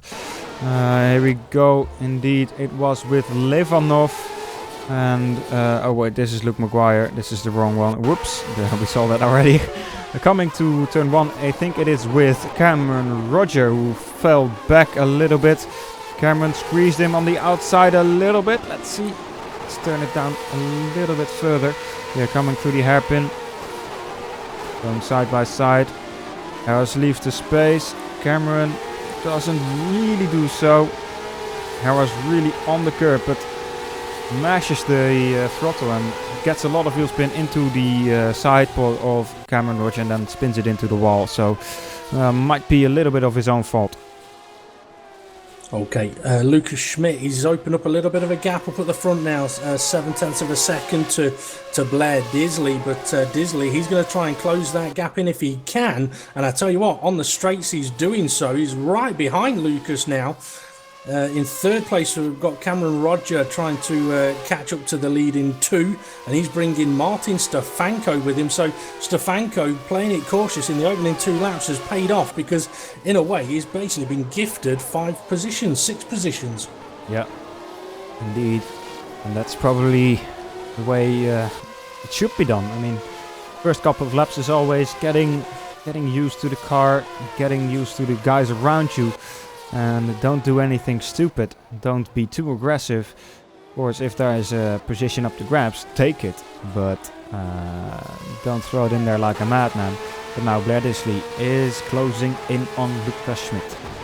Yeah, I mean, it may be called a sprint race, but it's not a sprint to see who finishes before they actually complete the 18 laps. I think sometimes some people might go, oh, sprint race, flat out, everywhere, all the time, and for the opening couple of laps, it just doesn't work. There's just too many cars. And, I mean, if you've got cars trying to overtake each other ahead of you, if you go and chuck it into a gap where they're not going to expect you to be, then you can kind of only got yourself to blame as Disley. He's got a good run here now on Lucas Schmidt up the inside to the hairpin. Lucas Schmidt not defending it. He's going to focus on the exit, and he's got a fantastic exit. A little bit of contact between the two of them, but it looks like Disley has been able to hold the lead. Yes, he has. A nice overtake by Disley, and an unfortunate attempt to defend by Schmidt, and just behind them Roger and Stefanko getting very close to each other. Roger going a little bit wide, giving Stefanko a bit of space there, and this is where Stefanko can now really try and maximise on any speed he's got, but he has got damage on his front wing. Yeah, he's got a little bit of damage on his front wing there. I think that's from the incident with Levanov earlier in the opening stages of this race. Martin Stefanko really putting pressure on Cameron Roger now. Cameron needs to stay calm and try to defend as hard as possible, or maybe don't try to defend and let Martin Stefanko by and try to keep up with Martin Stefanko to get himself back to the front. I like what you said there, but also I touch on, I mean, as a driver, as soon as you start going defensive, you slow yourself down. If you stick to the racing line, then you're giving yourself the best opportunity to go quick. I'll tell you what, Stefanko's got a good run on in here. Yeah, you give yourself the best opportunity to be quick, but if the guy's quick enough to attack you and overtake, then fair enough. As Stefanko looking to the outside into the hairpin, Roger defending it, but this is where Stefanko's going to try a switchback, but I tell you what, the car behind him, Roslan, was having a cheeky look at him there. So Stefanko not able to get into 3rd place yet. Yes, indeed. Roslan also a little bit too aggressive, throwing his nose in there, but it went all right, luckily. Now Martin Stefanko once again, really good exit out of this second, I don't know which number it is, but here we go through the chicane, now coming to the right, and Cameron Roger doing well in keeping Martin Stefanko behind so far. Jos Arenda is falling down the order a little bit. See him spin around twice. Don't exactly know what happened. But Blair Disley is picking up the pace. Just set the fastest lap time of the race. 1:18.6. Here we go. Martin Stefanko coming through turn 1's and 2 now. If he's chosen his line correctly, he'll have a fantastic run down into the hairpin. But Blair Disley, he's going to have to be careful of traffic. He's beginning to catch up a back marker. Well, there we go then. Stefanko, he's got plenty of speed to have a look. Roger making him look at the outside again. We'll see if Stefanko going for a switchback. Yes, he is. He's got it done this time. I think he is far enough ahead to hold it into the chicane. Roger not giving it up fully though, but now he will have to. So that's Stefanko up to third. But he is 6.8 seconds off the lead. Enough time to catch Disley. Maybe. Not going to be easy though. Yeah. I see Michi Hoyer and Michael Eres are also battling a little bit. Michi Hoyer, of course, the 2016 Ace champion. Not the least of drivers here on the field as well. But at the moment, probably not in the position he would like to be. No, Mo Goris and George Winter, DNF very, very recently, unfortunately for both of those. I'm just waiting to see if anything happens here with Michi. Then I'm gonna see if there is a replay of that. But let's see, Michi Hoyer really close to the back of Michael Eres, and right in front of him it's also Ivan Levanov. But I think Michi is taking it slow now. Looking where there is a gap for him to go and then taking the opportunity, but not creating his own gap somewhere or something. There we go. That's a good exit. I think there's going to be a big gap at the end of the straight on this one. 3 wide. It's going to go 3 wide. Get ready, folks. Michi backing out of it.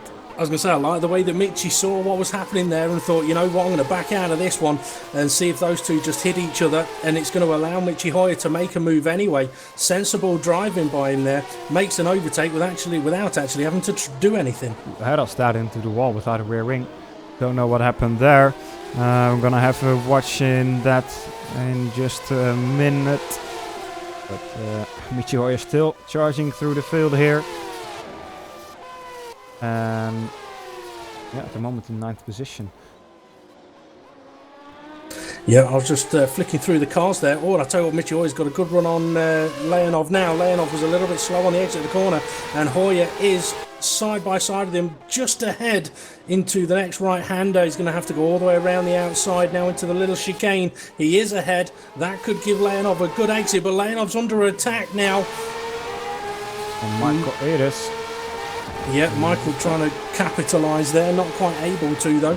But yeah, just ahead of these, Jos Araneda was a little bit slow as well. I think he had a bit of a moment somewhere. But this has gone from being a 3-car battle into a 4-car battle now, with Basco getting in on the action.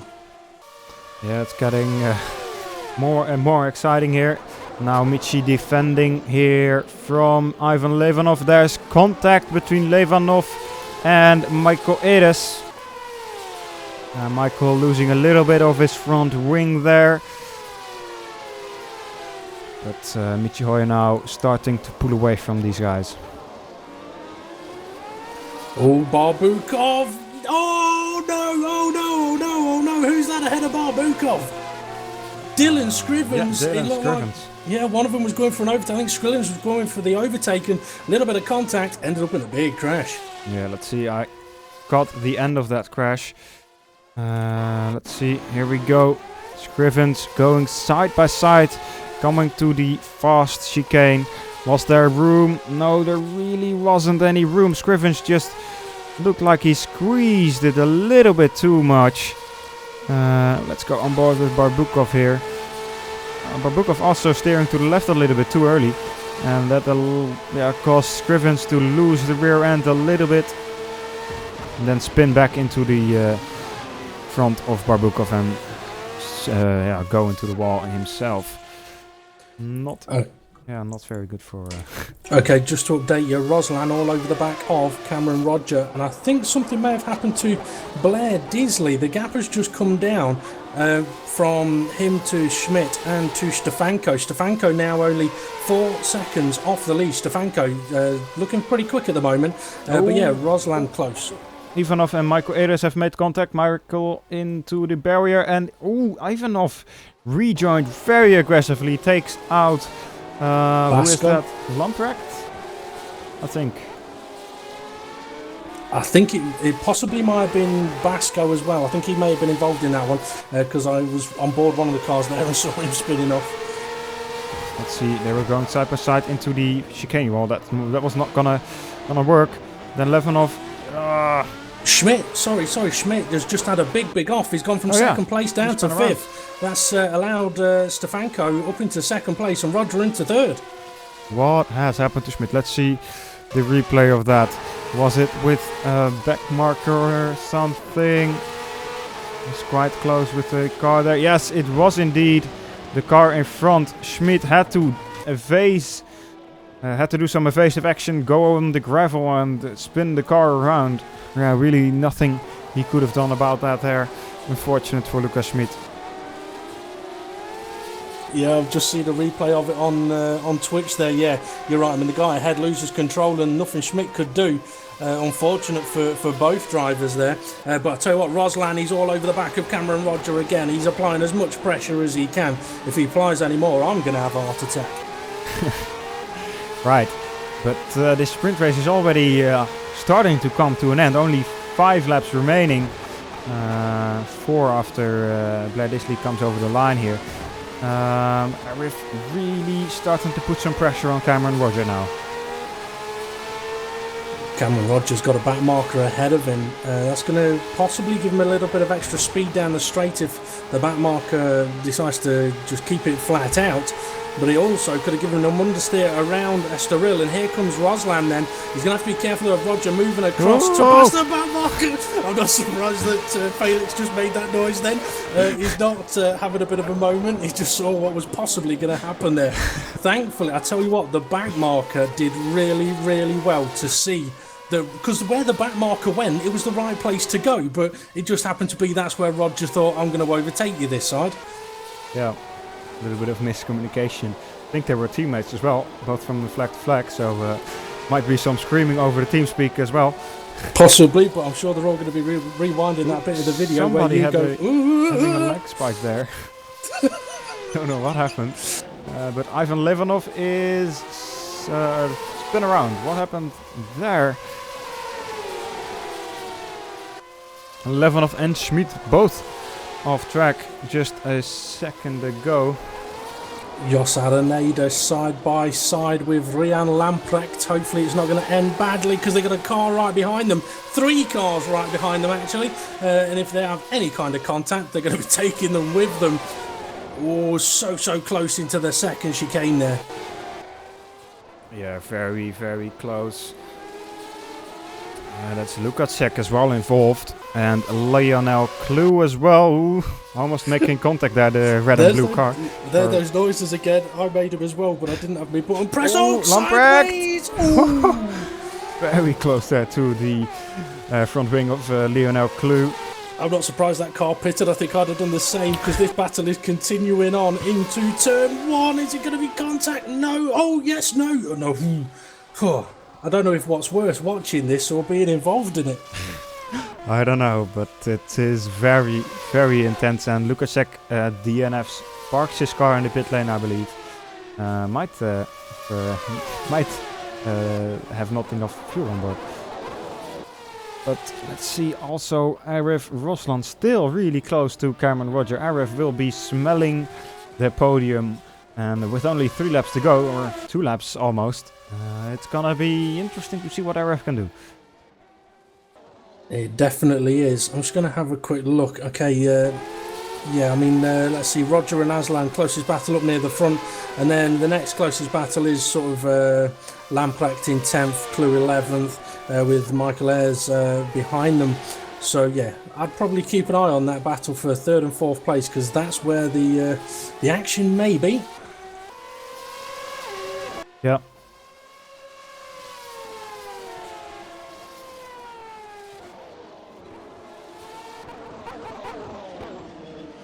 So, Arif.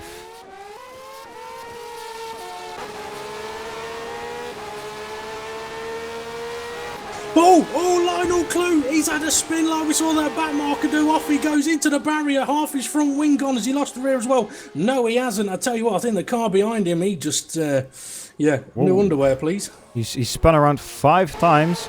Let's see what happened. Coming out of the last corner, a little bit of bumpiness, but it is alright. Now, coming into turn 1, what happened? Oh, he just lost it. Lost the rear end, hit the barrier, and really unfortunate for Lionel Clue there, and he is DNF'd.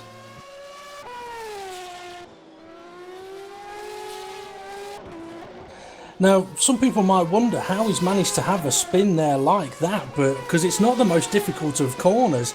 But to be honest, it's something that can be done. I mean, you just put a little too much steering angle in, and you're asking the car to do more than the grip is capable of. Let's see, Arif, he's still in 4th place. He'd lost a little bit of time on Cameron Roger. This is last lap.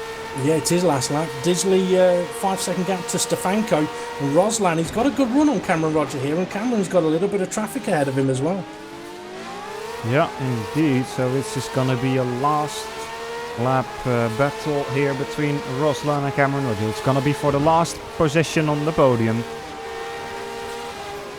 Is Arif gonna be able to do anything, locking the fronts a little bit there, coming into the left-hander?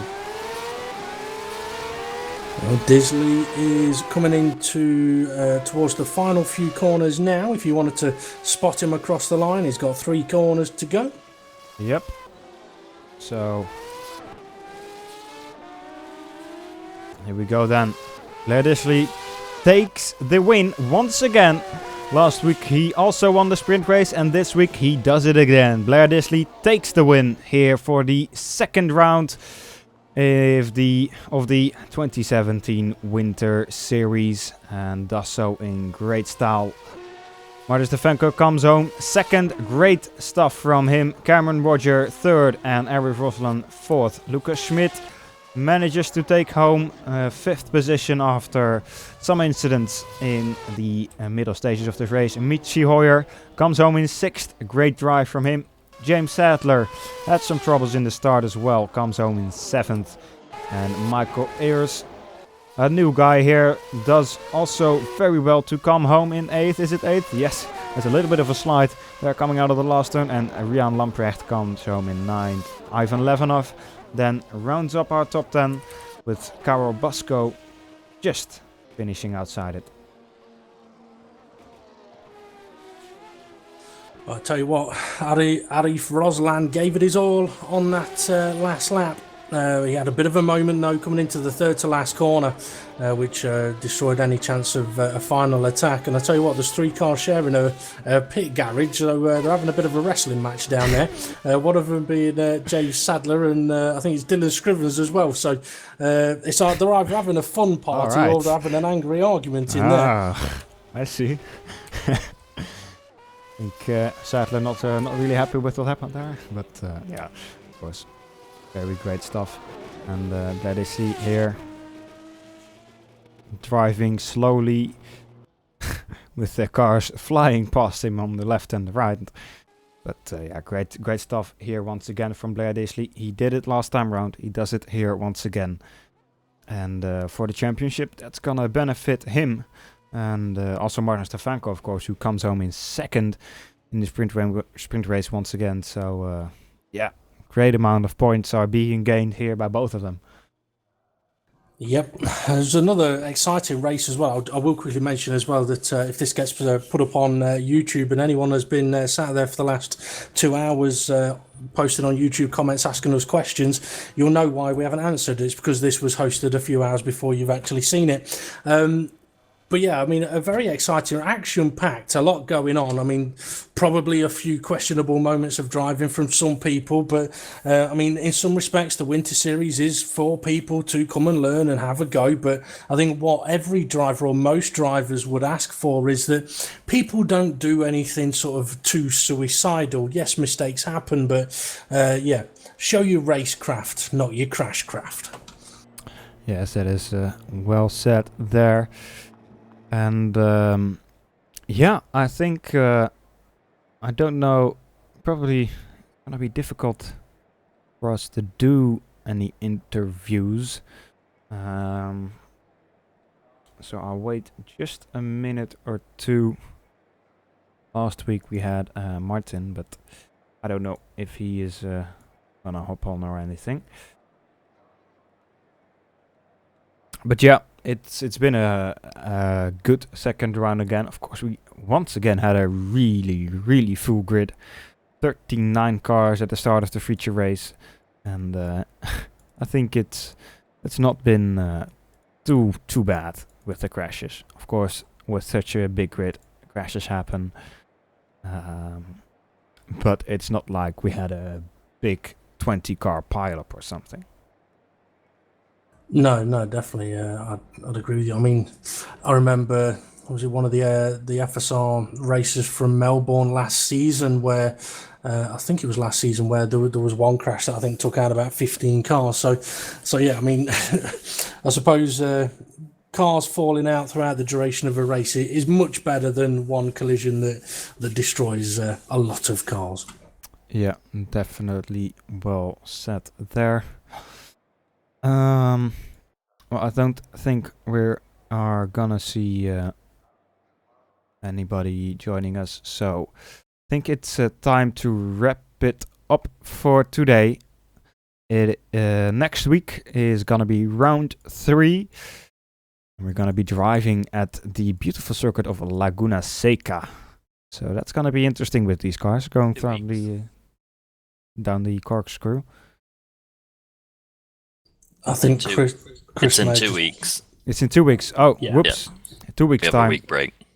All right, thank you there, Chris. So we have a week break, and then we will be back after that on the January of 28th. Indeed, 2 weeks time at Laguna Seca.